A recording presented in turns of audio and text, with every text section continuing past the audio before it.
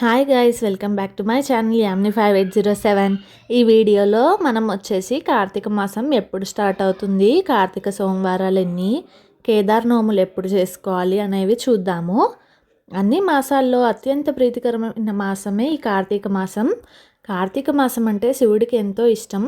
ఈ కార్తీక మాసంలో మనం చేసే స్నానాలు, దానాలు, జపాలు, పూజలు, ఉపవాసాలు, వ్రతాలు, దీపాలు వెలిగించడం, వనభోజనాలు వంటి వాటిని చేయడం వలన జన్మ జన్మల వంటి పాపాలను ప్రక్షాళయం చేసి అనంతమైన ఫలాలు ప్రసాదించేదే ఈ కార్తీక మాసం.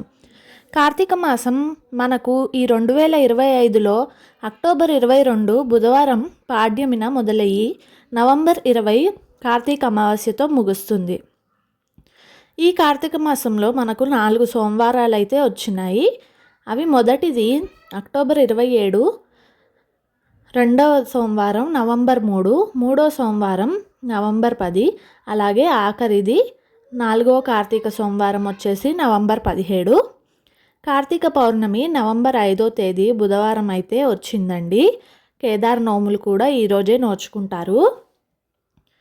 కార్తీక మాసంలో ముఖ్యమైన తేదీలు వచ్చేసి అక్టోబర్ 22 కార్తీక మాసం మొదలు, 23 యమవిధియ లేదా భగినీ హస్తభోజనం అంటారు.